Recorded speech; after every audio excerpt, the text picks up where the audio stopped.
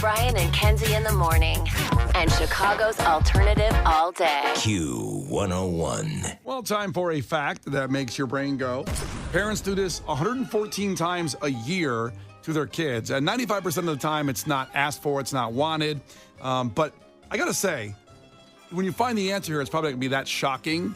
But I was shocked it was 114 times a year, meaning about every 3 days, your parents do this. Kenzie guessed they go through your stuff. Case agreed with that. That's not right. This is from you could be a certain age, I would say they give this first, maybe a young, but then they probably give it more when you're older, is financial advice. They give you that tracks. Which obviously that's not so shocking, but 114 times a year, every 3 days, your parents are saying something about what you should be doing with your money. No, that tracks. Just wait. It makes sense. I feel like I bring it up more to Tristan now because, like, they ask for more or they inquire. Yeah. Like, because, okay, here's the thing.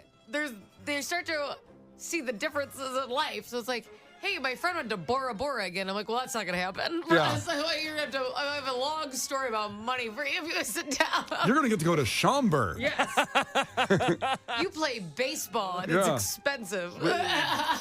You're right. That's things like that they don't, process. Like, it's tough when a kid, they don't know what money is. They just know what their friends are doing. And then they go, why can't we do that? And go, because Daddy didn't work hard enough when he was young and get a better job. That's why. Daddy drinks. That's why. Want to see my list of things we're not doing? Trust me, it's shocking. Yeah.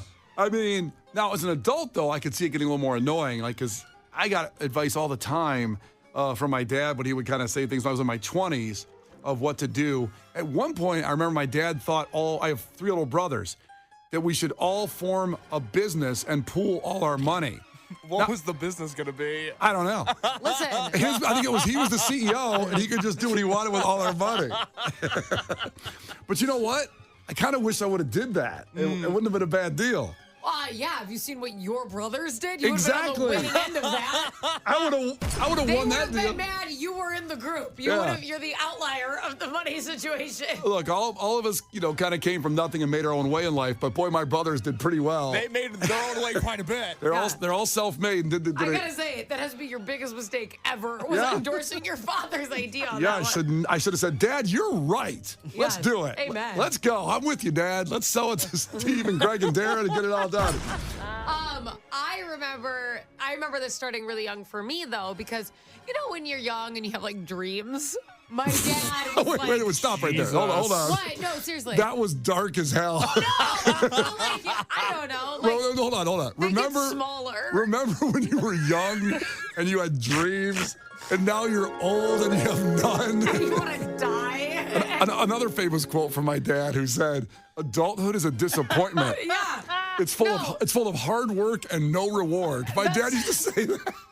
It's true. You didn't listen to your dad again. I know. He was right again, man. Bingo. I love it. So I was in 7th grade, and I really wanted to go to college in New York City. It's what I wanted to do. In 7th grade, you thought that way? Oh, my gosh. I couldn't wait.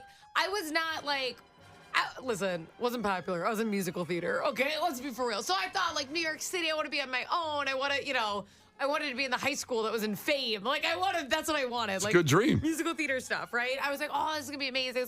I'll be on my own. I want to deal with high school drama. I was so all excited, right? Junior high drama, etc. I told this to my parents, but Dad's like, oh, good, so you can be in debt the rest of your life? I don't think so. It's going to go over $100,000 a year. You're not, completely. It's like, you're not going to New York over my dead body. Mind you, my parents did not pay for my college. He's like, you want to graduate and have $500,000 in debt? Does that sound fun to you? I don't think so. You do nothing for the rest of your life. You have musical theater, that'll pay well. I'm like, okay. He's kind of right, though. Yeah, I thought he had a point. My mom goes, you could have just waited until she was planning out where she should move. Yeah. You could have let her have fun with that for a year. Yeah, she would have forgot about it and moved on. Could have just let her enjoy it, savor it like a mint or something. Yeah, some dads, like yours and mine, love to give you reality young. Oh. Just get it out of the way here. Yeah, they had tough lives. Case, what about you? You still have dreams, Case? I still have dreams. I love my life. Oh, that's good. But for you. this fact doesn't apply to me at all. I wish my parents gave me financial advice. My parents are not the investing type. And as I get older, Brian, I think I've gotten more financial advice from you than I have my own parents. They don't tell me what to do. They see that I have enough money to pay rent, and they go, dude, you're killing it. Keep it up. And I go, yeah, but what if I wanted to accumulate wealth to some degree? And they go, don't worry about it. You're paying rent. You have a job. You're doing fine. That's good. That's nice. I want more. I want to be challenged. Well, Okay, let me tell you something. From somebody who had, and they meant well, and I did learn a lot because of this, so it wasn't even wrong. But boy, do I have crippling anxiety about money. That's good. Everybody should be afraid of running out of money all the time. I believe that if I cannot pay for it 100% in that moment, I cannot own it, which is why it took me a very long time to get a car. that's okay. I wanted to vomit when I got a lease. I'm kidding. I physically got ill. Yeah. And then my husband scratched the roof on it because we were taking it off, and I actually threw up because I'm like, oh, I've never bought something this expensive. You put a scratch on it. I couldn't handle it. A lot of throwing up. Couldn't do it. A lot of throwing up. Yeah. You should get that When looked I say at. crippling anxiety, Yeah. I mean it. And physically, I scrunch up. It's very bad. Do you remember your first credit card? Because I remember using it. I still have it. You have your first credit card? Yeah. Wow. As do I. Do you really? I got my first credit card during the week of Twisted Christmas 3 years ago because I finally needed to get a credit card. Well, I went through some issues during the recession, and I honestly don't know what that means. Well, what it means is I had to cancel all my credit cards, which you should never try to do unless you have to, and I had to, and I'd start over, kind of deal. That's my history. We're not going to get into that all right now because I have a therapist standing by. But my first credit card, I remember using it, and not for much. I'm guessing it was like groceries. Maybe it wasn't even $100 that I had on my first monthly credit card bill. And then the bill came, and I was like, wait, you got to pay this every month? What the hell? Because the credit card people sell you their credit card better than Tony Soprano on how, we'll get the money later. Don't worry about it. The 0 interest the first week. And then it's all of a sudden, $3,500 the next week you got to pay in interest. And I was stunned with how corrupt the credit card system is. I learned that pretty quick. It's the interest rate is worse than borrowing money on the street in a credit card. Absolutely. You could go on the street and get a better rate. Now you might get killed if you don't pay up. Yeah, no, for sure. No, it's really bad. But that's why my mom told me, I didn't understand necessarily how a credit card worked because of my parents' financial advice. My mom said if you can't pay it off every month, you can't buy it. And I said, oh, okay. That's not a bad way to live. I didn't realize, you could just let that thing roll, which I'm happy. So I have never, ever, ever let a credit card I'm not going to pay that this month. I'll pay the minimum. Yeah. I've had to pay the entirety every single time because my mom instilled in my head that basically my entire life will fall apart if I don't pay it every month. That's It not a bad way to live, a cash life. 312 checked in. Okay, back to Brian's brothers. Are they single? Are they very tall? How well are they doing? Oh, trust me. Calm I've down. already tried to visit that pool. Calm down. The fact is that your parents give you 114 times a year financial advice, and it's not always wanted. Could you imagine if I would have married one of your brothers and then I was in your family? Good Lord. Could you imagine What a that? nightmare. Brian and Kenzie. On Q101. Brian and Kenzie on Q101, and we're talking about that moment you feel like a child as an adult, but not in the good way. Not in the child wonder joy sort of not way. I visited Disney and it just brought back these memories of a good time. Yeah, no. It's when people are looking at you like you don't belong or you don't know what you're doing. I'll give you an example, and you guys chime in at 312-591-8300. I went to get pizza last night at Spaccanapoli, which is the place I said that has in my Mount Rushmore of cheese. You have to get burrata from there. Burrata anywhere else. And let me tell you something. Oh, let me tell you something. We had really, really good food in London. But the one place I tried burrata, it was terrible. And I said, I shouldn't have got it here. I'm breaking my own rule. The only place that's good is at Spaccanapoli, right on the north side here in Chicago. A great pizza place, but the burrata's an appetizer. So I go in there and get some pizzas. And they know me because we order pizza there almost weekly. Oh, yeah. And I go in and I'm wearing my Bears hat. And the guy behind the counter hands the pizzas to me and he goes like, Bears look good in London, right? And I go, I was there. Mm-hmm. He didn't say anything. His face didn't exactly say anything, but I could look in his eyes and he thought, You don't have a passport. you weren't in London. And I wanted to say something to follow because he didn't say the words, but I could see he thought that I was lucky just to get to the pizza place to pick up the pizza. Like, I was lucky enough just to do that. And I walked out of there like almost my head down. I put my hoodie up and I just like, wah, wah, wah. I was there. I was there. My dad was there too. My mom and we were all there. It was awesome. It was great. I just felt like a child.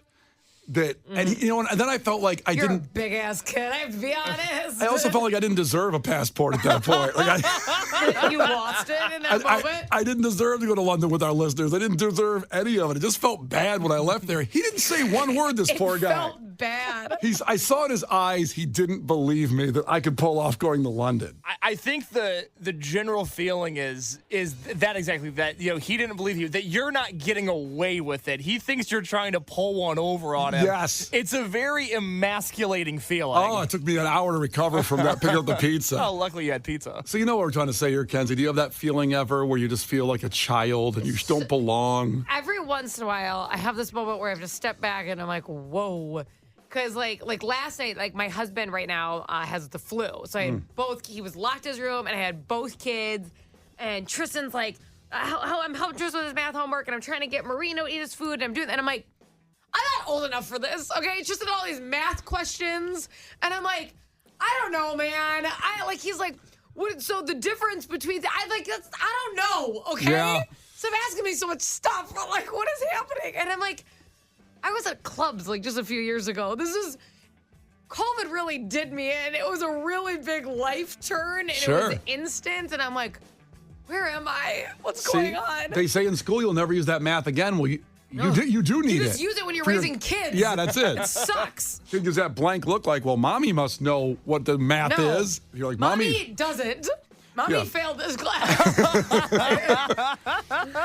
Case, do you have anything like that? Yeah, I was just at Rosebuds on Rush celebrating my anniversary with my girlfriend. Good restaurant. Phenomenal restaurant. It's our place to go. If you're somebody who's gluten-free but misses Italian food, Rosebuds on Rush has an excellent gluten-free menu. That's part of why we like it so much. Wow. And I go there, and I'm in my collared shirt, and she's there, and she looks gorgeous, and she's wearing a dress.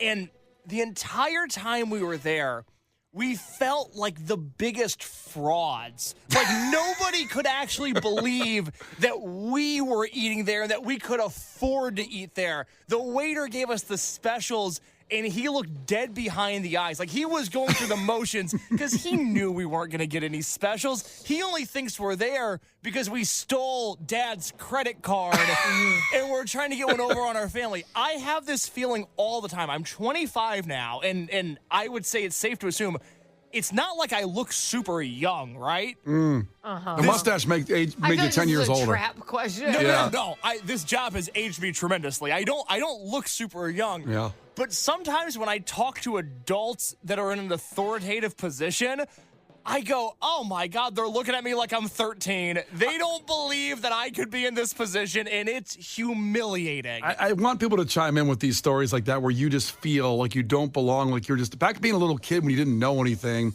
Alan's checking in here. Alan, ahoy. What's on your mind, bud? Starting a new job or going back to the office is like first day at school. Like, do I raise my hand to go to the bathroom? Like, how does this work? Do I raise my hand to go to the bathroom? That's awesome. Please check in with more of your stories in these situations where you just felt like a child. 312-591-8300. The Brian and Kenzie Show. On Q101. The Brian and Kenzie Show. On Q101. So we're talking about those moments you felt like a child. Yesterday I went to pick up a pizza, told the guy I went to London. He did not believe me that I could get to London. He did not believe me at all. Also, a very funny text here from Kayla in Cherville checked in and said, my family still treats me like a child. They put me at the kids' table every year at Thanksgiving. I'm almost 30. They just say, sit with the kids. Kayla in Cherville, thank you for checking in this morning. We had a text from 847, and she said, I work in elementary school, and every time I have to sit in the tiny chairs, I find it extremely humbling. And it's so funny. Yeah, it's amazing when they can hold you up to those chairs. It's always a risk. Let's go to Kyle, who's checking in. Kyle Ahoy, what's up, buddy? Hi. So I feel like a child often as an adult. I'll be 33 later this month. But I was raised in Villa Park. For those who might not know, it was formerly the only Ovaltine factory in the nation before it closed down. Wow. So Didn't know that. I'm a chocolate milk loyalist. Okay. What does that mean? So when my wife and I go out to get breakfast at a restaurant, I'll always order chocolate milk with my. I mean, it's on the menu for a reason. Amen. I guess I'm that reason, and I guess it doesn't help my case that my wife is 10 years older than me. Oh, boy. No. So I get looked at like her child fairly often. I'm so glad you called, Kyle. This is exactly what we're talking about. A grown-ass man. Who described himself, and Kyle, I love you for saying this, a chocolate milk loyalist. Yes. He knows who he is, damn it. Like you're ordering some kind of feta omelet at a diner, and then you say, yes, what would you like, sir? You probably want some coffee? No, I'll have some chocolate milk. I'll take the Nesquik, please and thank you. I'll stir it myself, please. He's like, is it fresh? Is it pre-made? Doing the little chocolate syrup back there? You want to know what I'm working with. Pull the James Bond, shaken, not stirred. Kyle, who has the best chocolate milk in Chicagoland? This is good. Well, outside of getting my own Ovaltine mix, there's a place out in Downers Grove, the Baked Apple Company, hands down. Okay. The Baked Apple Company in the DG has the best chocolate milk in Chicagoland. You'd think they'd have the best apple juice, but I guess chocolate milk is where they thrive. The apples can suck it. Brian and Kenzie in the morning. And Chicago's alternative all day. Q101. Brian and Kenzie on Q101. Time for some music and entertainment news, mostly music today. And since we were just getting back from London, we were off Monday. This is a story we would have done on Monday, most likely, with Saturday Night Live that relates to the Oasis show. And the show's coming up at Soldier Field. So Saturday Night Live's Sarah Sherman and James Austin Johnson dressed up as Liam and Noel Gallagher on the Weekend Update, where Colin Jost is there, Michael Che. And they asked about the concerns that Oasis wouldn't be able to remain intact during their upcoming reunion tour. Now, Liam Gallagher replied on Twitter, but we'll first play the audio from Saturday Night Live of what we just described. Thanks for being here. Now, everyone's wondering, are you guys going to be cool to tour a year from now? It's not a hard no, it's a maybe. It's that maybe. If Liam doesn't act like a baby. I'm not a baby, you're a baby. Yeah, you're a baby. You're a baby. Oh, he stuck his tongue out at me. Colin, did you see that? Colin, he's been naughty. He's been naughty, Colin. There must be something that you both agree on. I guess there are a few things, yeah. SpongeBob. Legend. Is the best Ninja Turtle. Donatello. Legend. And there must be things you agree on besides cartoons. All right. Favourite Sex and the City boyfriend? Steve. Legend. Least favourite Sex in the City boyfriend. Mr. Big. Toxic Legend. I am legend. Legend. Double legend. Oasis, everyone. Oh, my God. That's fantastic. So Liam Gallagher replied on Twitter to the Saturday Night Live post and said, are they meant to be comedians? He's great on Twitter, by the way. You should have a Twitter account and only follow Q101 Chicago and Liam Gallagher. Those are the only two good Twitter accounts there are. Especially when the Jane's Addiction stuff was going on, the falling apart. He was so funny in that. But that was a funny bit, though. They're very funny. Sarah Sherman's the best cast member they've got now. I love her. Yeah, she's great. Oh, she's fantastic. That was amazing. And by the way, Everyone else loved it. He did a mean retweet, but everyone else is laughing. Like, no, they nailed it. That was very funny. speaking of Oasis, yesterday, was that right, Case? Was Yesterday. the 30th anniversary of Q101 presenting Oasis at the Metro in 1994. And there's audio of it that's available that sounds really surprisingly good because they actually recorded it on the soundboard, right from that soundboard. So this is a pretty legendary show, and I think this is worth talking about because of the Oasis reunion. It was 1994. Q101 brought Oasis to Chicago for the very first time. They played the Metro. It was a late-night show. It started at 11:30 at night. There was actually a show at the Metro beforehand, and then they got everybody out of there, and then Oasis came in and played. Tickets were $6. What? And they played this, what is considered to be a legendary show. Our friends at JBTV recorded it and broadcasted it, so it's on YouTube. It's actually on Q101's Facebook channel today. For hardcore Oasis fans like myself, this is considered to be one of the greatest shows they ever played. And here's a little bit of what it sounded like at the Metro 30 years ago yesterday.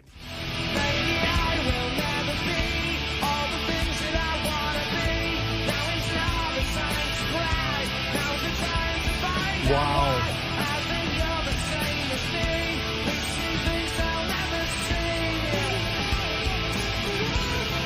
That's incredible. It is. That sounds really good. It's so good. That full concert, like I said, if you want to watch that full set, it's on Q101's Facebook page right now.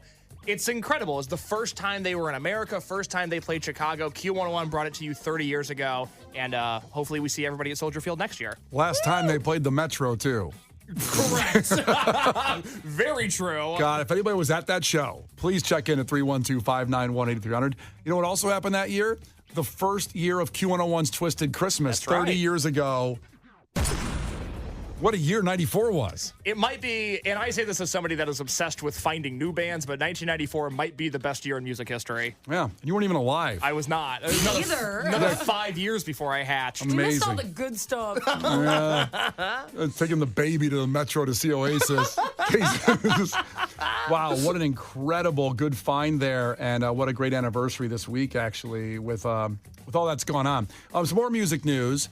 So Linkin Park has finally announced their first date. Now, we're hoping for some sort of date here. I'm guessing it could be Soldier Field down the road, but the first time they're performing now with a new lead singer, and we had talked to Mike Shinoda, by the way, about a month ago, me and Kenzie did, and that interview's up on all of our socials and our YouTube channel, and make sure you find that at Q101.com.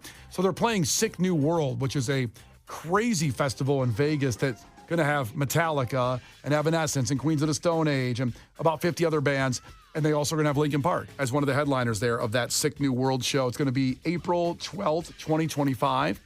And that's the first show announced of the rebirth of Linkin Park. Yeah, for 2025. So they're coming. I don't know when they're coming to Chicago. They're going to start in Vegas, and I think they're going to make their way over to Chicago very shortly after that. They will make it. Other bizarre news I saw today, music news, that Alex Van Halen. Van Halen's my favorite band of all time. And Alex Van Halen's the drummer. Sadly, Eddie died 4 years ago. And he has a book coming out, so he interviewed in Rolling Stone. And he talked about, obviously, they went David Lee Roth and Sammy Hagar. Ozzy Osbourne had a chance to be in Van Halen after Gary Cherone from Extreme did the one bizarre, one-off that everybody, mocks and pans as Van Halen. So they talked to Ozzy Osbourne around the year 2000 about joining Van Halen. How about that? First, let that sink in for a second.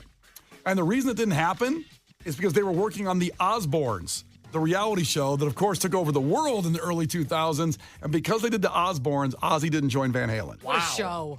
Well, I think I got to look at it now. What would be better, being the fan of the band? I could not live if Osbournes didn't exist, I don't think. So I think they made a better move in going with the show than him joining the band. Just because of my age, most of what I know about Ozzy Osbourne is from the Osbourne. That's right. Like that's my pool of knowledge for the most part of him. Yeah, that's fine. I mean, that's that's a good place to start with Ozzy. So if it didn't exist. Yeah, so if that show didn't exist, I think that was the right move. Also, in this book, he talked about in an interview with Rolling Stone that they jammed with Chris Cornell in the late 2000s, and they said it was going great. And even though Soundgarden was touring then, Van Halen was going to try to steal Chris Cornell from Soundgarden. Really? And sadly, this is the time when Chris Cornell passed away. They said it probably could have happened. Maybe Chris wasn't super happy with Soundgarden, who knows? But Alex said they did a jam session and they were sold on it. They were going to try to talk him out of leaving Soundgarden. And then Chris Cornell died in 2017. It was right around that time. Wow. Oh my gosh. Isn't that insane? That's a wild world to think of happening. Yeah. Crazy. Wow. And more in the rock world, if we will, here. Last story in music news. Jakey Lee was a guitar player for Ozzy way back in the day, like in the 80s. Great guitar player, by the way. And he was out walking his dog in Vegas, so he's not with Ozzy now. He's out walking his dog, and he got shot. Just total random shooting. Now, he's expected to make a full recovery. He's 67 years old. He's out there walking his dog. When will Diddy stop? Brian and Kenzie in the morning.